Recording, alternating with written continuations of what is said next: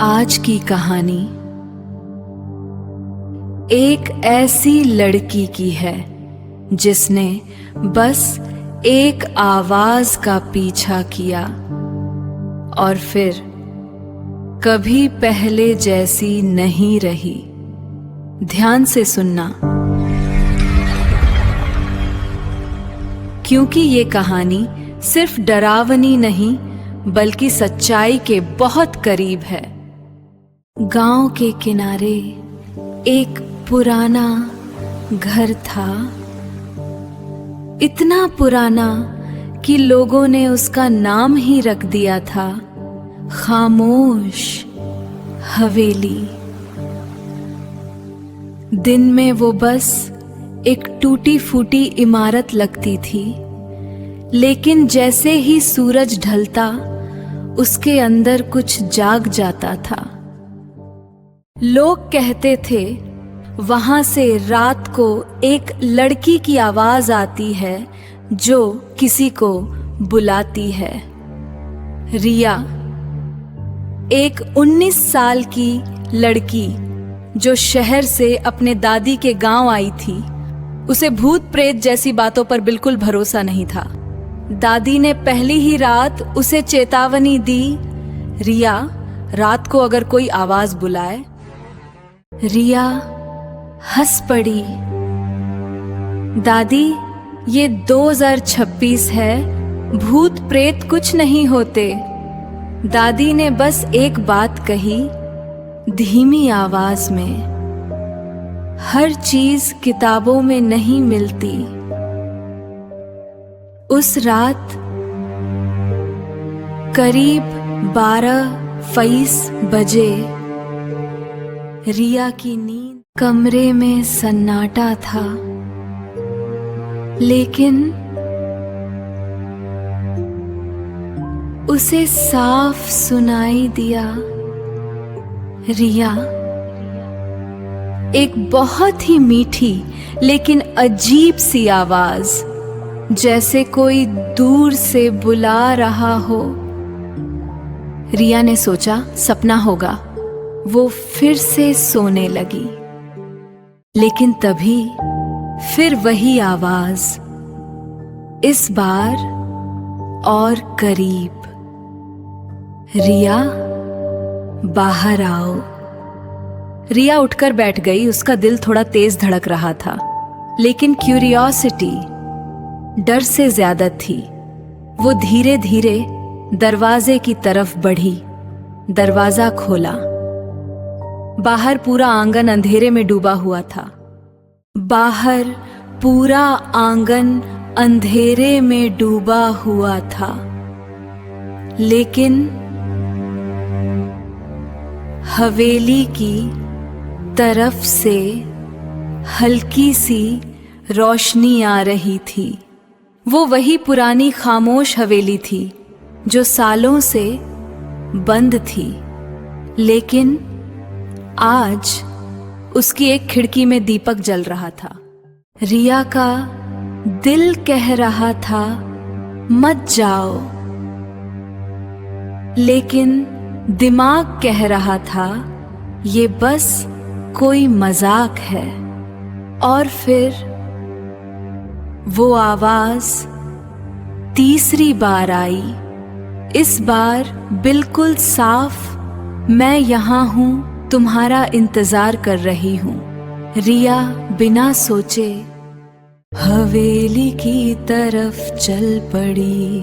हर कदम के साथ हवा ठंडी होती जा रही थी, और जैसे जैसे वो पास पहुंची उसे महसूस हुआ कोई उसे देख रहा है। हवेली का दरवाजा अपने आप धीरे धीरे खुल गया। रिया अंदर चली गई। अंदर अंधेरा था, दीवारों पर पुराने निशान और जमीन पर ताजे पैरों के निशान। वो डर गई। कोई है यहाँ? रिया अब हवेली के अंदर फंस चुकी थी। दरवाजा अपने आप बंद हो चुका था और सामने खड़ी थी वो रहस्यमयी लड़की। हवेली के अंदर अचानक ठंडी हवा चलने लगी, जैसे किसी ने सारे दरवाजे खिड़कियां खोल दी हों, लेकिन सब कुछ बंद था। रिया ने हिम्मत करके पूछा। रिया के पैरों तले जमीन खिसक गई। उसे याद आया, दादी ने कभी इस हवेली के बारे में बताया था। बहुत साल पहले यहाँ एक लड़की रहती थी जिसका नाम था अट मीरा।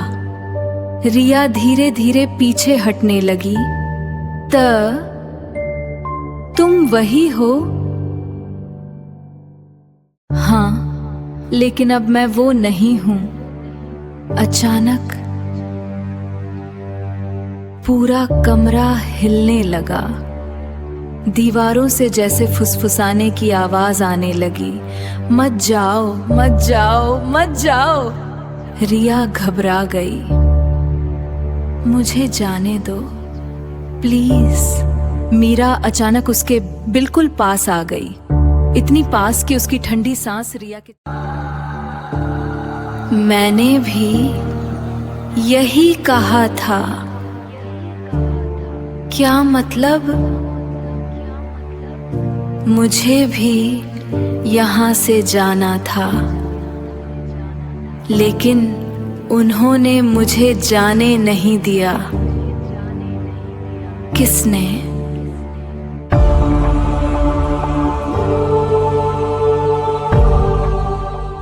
मीरा ने धीरे धीरे हाथ उठाया और हवेली की दीवारों की तरफ इशारा किया। अचानक दीवारों पर परछाइयां दिखने लगीं, जैसे कोई पुरानी यादें चल रही हों। रिया ने देखा एक छोटी सी लड़की खुश होकर घर में खेल रही है। एक रात गांव वाले उस हवेली के बाहर इकट्ठा हुए। उनके हाथों में मशालें थीं और आंखों में गुस्सा। मीरा दरवाजे के पीछे खड़ी थी, डरी हुई। वो चिल्ला रही थी, मैंने कुछ नहीं किया, प्लीज। लेकिन किसी ने उसकी बात नहीं सुनी। उन्होंने हवेली के दरवाजे बंद कर दिए और आग लगा दी।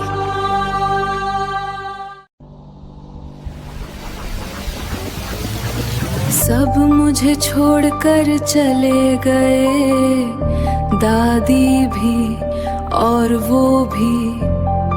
कौन वो? दीवारों पर खून के धब्बे, एक नाम साफ लिखा था, दादी। क्या दादी ने ही मीरा के साथ कुछ गलत किया था? रिया उस खून से लिखे नाम को देखकर बदहवास हो जाती है। मीरा उसके गले की तरफ हाथ बढ़ाती है। ठंडी उंगलियां।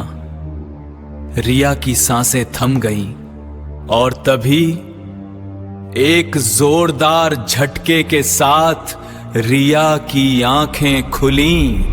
वो अपने बिस्तर पर थी, पसीने से लथपथ। कमरे में सन्नाटा था।